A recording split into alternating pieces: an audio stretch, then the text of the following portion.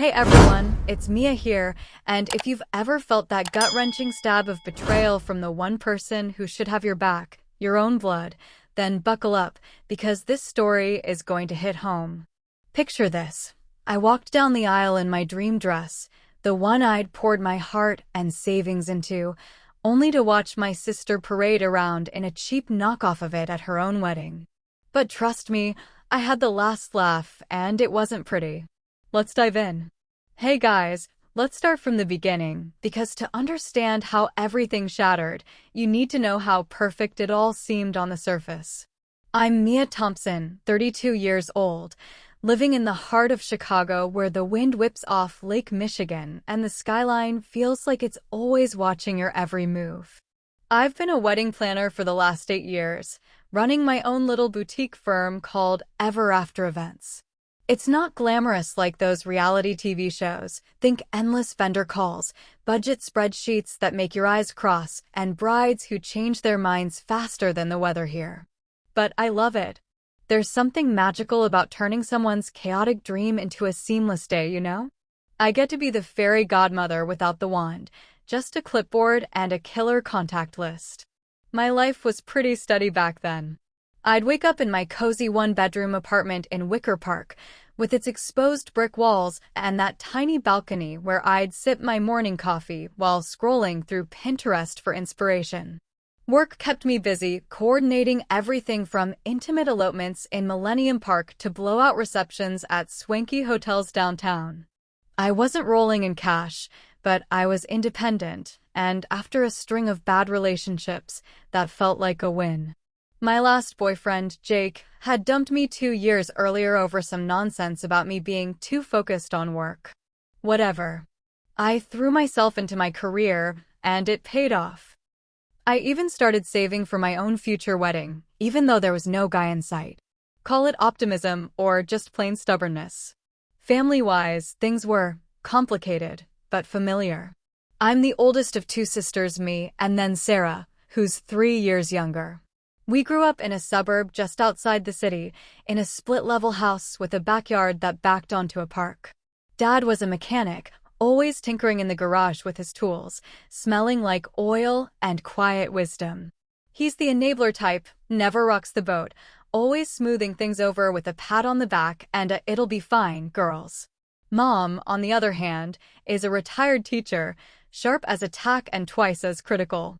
She's got that Midwestern politeness wrapped around a core of judgment. Growing up, she always pitted us against each other in subtle ways. Mia, why can't you be more outgoing like Sarah? Or, Sarah, Mia is so organized. Maybe you could learn from her. It was never outright mean, but it planted seeds of rivalry that I didn't even notice until later. Sarah and I were close as kids, sharing secrets under the covers, biking around the neighborhood, that whole sisterly bond thing. But as we got older, cracks started showing. She was the golden child, pretty, bubbly, always landing on her feet. She bounced from job to job, barista, retail, even a stint as a yoga instructor, while I grinded through college and built my business. Mom doted on her, Dad just nodded along. Me? I was the reliable one, the fixer. When Sarah got into credit card debt last year, who bailed her out? Me. When she needed help moving into her new place in Lincoln Park, guess who organized the truck and packed the boxes?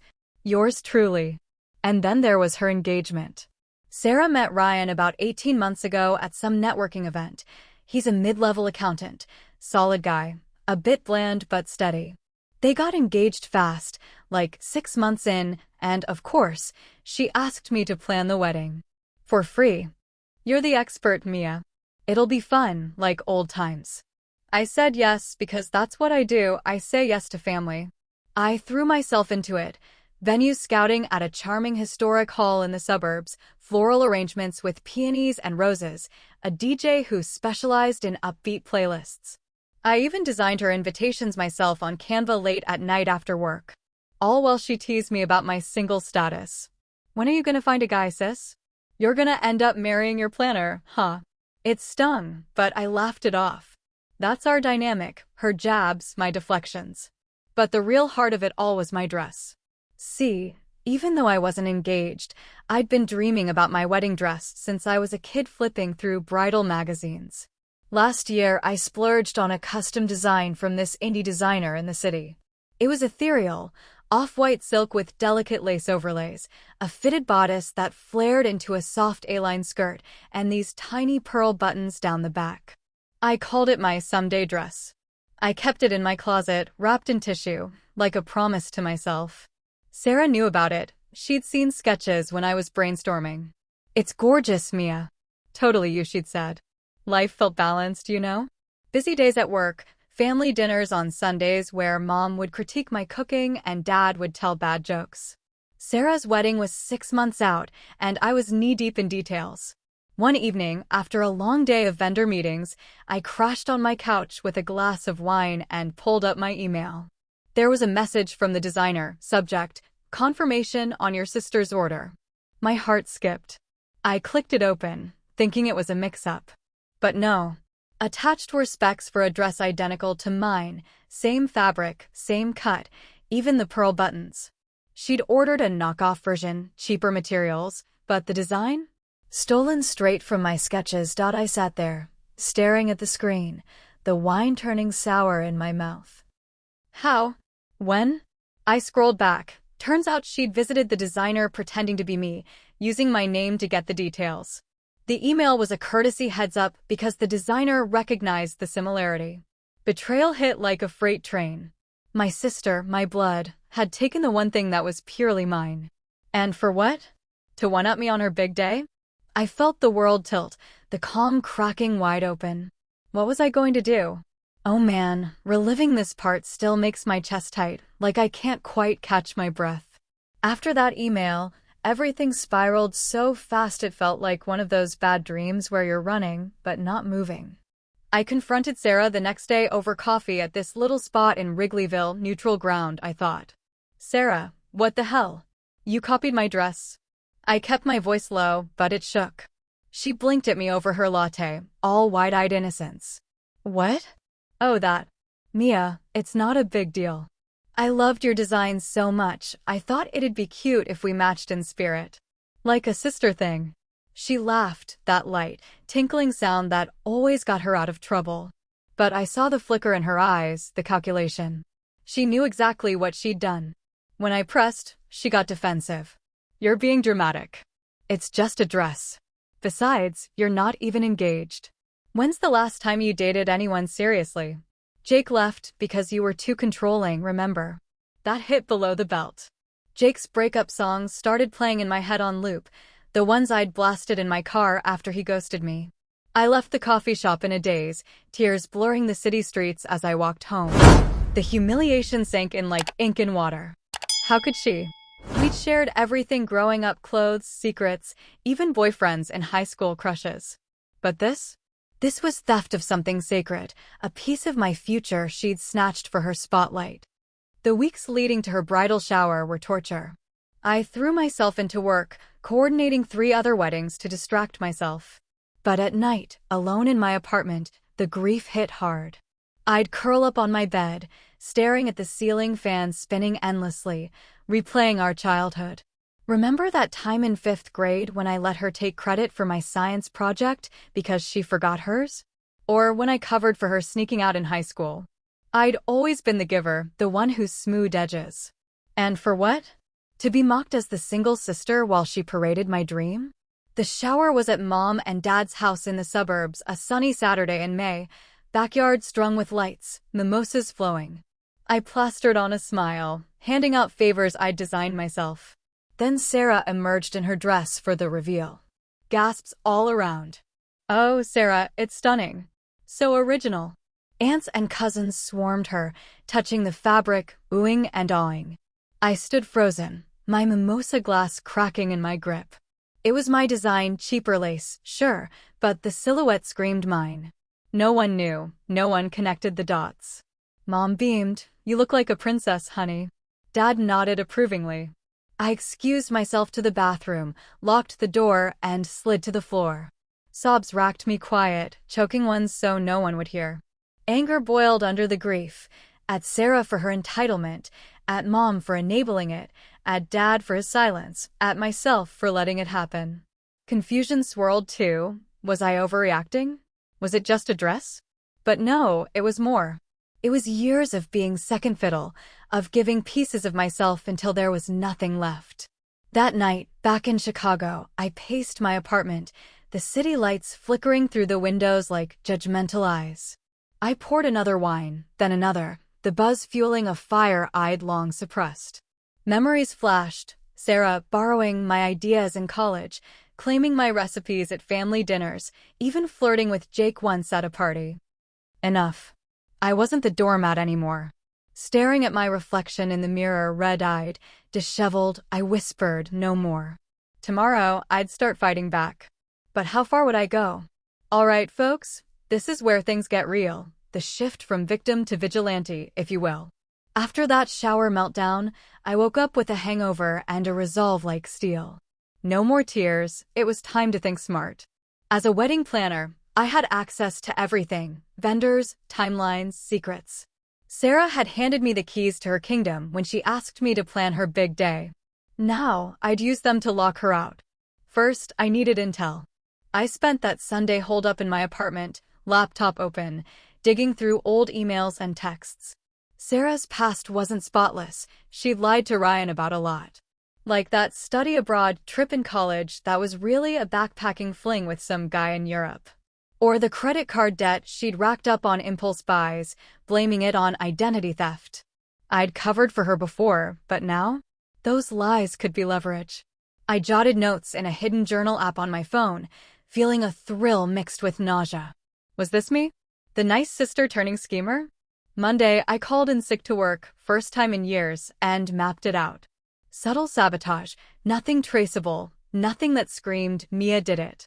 Start with the flowers. Sarah was allergic to lilies, mild hives, nothing life-threatening, but enough to ruin photos.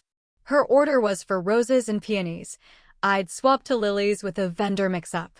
I emailed the florist from an anonymous account, posing as Sarah's assistant, changed to stargazer lilies for a pop of drama. They confirmed without question, perks of the industry. Next, the cake. She'd wanted vanilla with raspberry filling. I'd pivot to chocolate, which she hated since childhood, reminded her of a bad birthday incident. A quick call to the baker. Bride's having second thoughts. Make it chocolate ganache. They noted it, no fuss. The DJ was trickier. I knew the guy from past gigs. I slipped him a playlist under the radar, labeled Surprise Requests. It included Jake's breakup anthems, Irreplaceable by Beyoncé, Since You've Been Gone by Kelly Clarkson, songs that had hit her where it hurt, reminding her of my pain. But the big gun? Tipping off Ryan. Anonymously, of course. I created a burner email and gathered proof, screenshots of old texts where she'd admitted the lies, photos from that Europe trip with the mystery guy. I'd send it close to the wedding, let him stew. Moral complexity gnawed at me. Was I destroying a marriage? But then I'd remember her smirk at the shower and the fire reignited. As weeks passed, I played the part, cheerful planner at fittings and tastings. Everything's on track, sis, I'd say, while inside, I calculated. Tension built like a storm cloud, unpredictable. What if she caught on? What if Mom suspected? I lost sleep, pacing at 2 a.m., second-guessing. But each doubt fueled growth. I wasn't broken anymore. I was rebuilding, sharper. Therapy sessions, yeah, I started those. Helped process the anger, but revenge? That was my therapy. One night, over takeout Thai, I refined the plan. Add a wardrobe malfunction. Weaken a seam on her dress with careful snips, nothing obvious, just enough for a tear during dancing. And the photographer? Instruct them to accidentally focus on unflattering angles. It felt empowering, cinematic even, like scripting my own movie where the underdog wins. But guilt crept in during quiet moments. Driving home from a vendor meet, Lake Shore Drive blurring by, I wondered, am I becoming her? Entitled? Vengeful? No, I told myself. This was justice. The wedding was a month away. Pieces were in place. But as I parked, my phone buzzed, a text from Sarah. Can't wait for the big day. Love you, sis. My hand trembled. Could I really pull the trigger? Here we go, the part where the rubber meets the road, and let me tell you, It was a wild ride of highs and lows. The wedding weekend arrived like a freight train, no stopping it now. Friday rehearsal at the hall in the suburbs, everyone buzzing with excitement. I arrived early, clipboard in hand, heart pounding. Sarah hugged me tight. "You're the best, Mia. Couldn't do this without you." I smiled, but inside, power surged guilt too, like a shadow. That night, at the rehearsal dinner in a cozy Italian spot downtown, the first domino fell. The flowers arrived for table setups, lilies everywhere, their pollen heavy in the air. Sarah sneezed once, twice, eyes watering. "What?" "I didn't order these." She shot me a look, but I shrugged innocently. "Must be a mix-up, I'll handle it." By dessert, hives dotted her neck, subtle, but she scratched constantly, makeup smudged. Guests whispered, Mom fussed. I felt a twisted rush, powerful, yes, but watching her discomfort? A pang hit. Was this worth it? Wedding day dawned crisp and sunny, Chicago's skyline gleaming as I drove to the venue. I slipped into the bridal suite early, while Sarah was in hair and makeup. Her dress hung there, my design, mocking me. With scissors from my kit, I nicked a seam under the arm, just enough for strain. Heart racing, I stepped back as she entered. "You ready?" I asked. She beamed. "Absolutely." Ceremony went smooth, vows exchanged, Ryan looking adoring. But at the reception, chaos unfolded step by step. First, the cake, sliced open to reveal chocolate instead of vanilla. Sarah's face fell. "This isn't right," guests murmured. She forced a laugh, but I saw the crack. Then the DJ cued the playlist. As they cut the cake, Irreplaceable blasted to the left, to the left. Sarah froze, eyes darting to me. Coincidence? Maybe. But as "Since You've Been Gone" followed, her smile faltered. "Turn this off," she hissed to the DJ. Panic set in, guests danced awkwardly, sensing the vibe. I watched from the sidelines, wine in hand, feeling like a director on set. Clever timing, each mishap isolated, untraceable. But consequences rippled. Mom cornered me. "What's going on? This isn't like your events." I played dumb. Glitches happen. Inside, guilt swelled, Dad looked disappointed, guests confused. Powerful? Yes. But human too, seeing Sarah's eyes well up during the first dance, to another breakup tune, I almost confessed. As the night wore on, the dress seam gave way during a spin rip. Fabric tore, exposing her side. She gasped, fleeing to the bathroom in tears. I followed, helping with safety pins, but the damage was done. Photos ruined, confidence shattered. Tension peaked. Ryan pulled her aside, whispering. Had my email landed? I'd sent it that morning. Truth about Sarah, see attachments. Now, confrontation brewed. She emerged, red-faced, scanning the room. Our eyes met. Did she know? The climax hit like a thunderclap, raw and irreversible. As the reception wound down, guests milling with cake crumbs and half-empty glasses, Ryan stood abruptly during toasts. Face pale, he cleared his throat. "Everyone, I need a moment."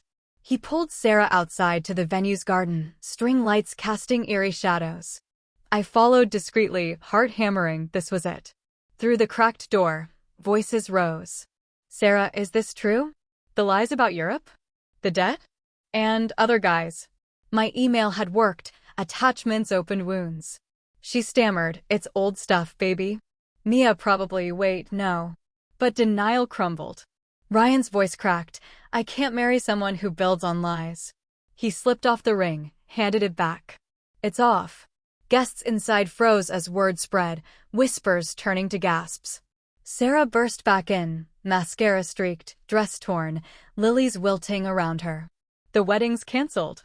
Chaos erupted, Mom wailing, Dad stunned, aunts clucking. I stood back, invisible in the frenzy, a mix of triumph and horror washing over me. Justice served, her big day ruined, just as she'd tainted mine. But unexpected, Ryan approached me later, eyes weary. "Did you send that email?" I nodded, voice steady. She deserved to know the real her. He sighed. "Thanks, I guess. But this hurts everyone." Believable fallout, family fractured, ties severed. In the aftermath, Driving home alone on empty highways, reflection hit hard. Revenge freed me from doormat to self-assured. I quit planning Sarah's mess, focused on my business, even started dating again. But the cost? Family scars deep, mom's calls accusing me of jealousy, dad's silence heavier. Sarah moved out of state, no contact. Holidays empty. Was it worth it? In dark moments, yes. In light, a haunting regret. Sometimes, the best accessory is walking away, but remember, every step leaves footprints you can't erase. Thanks for listening, guys. Hit subscribe if this resonated. Take care.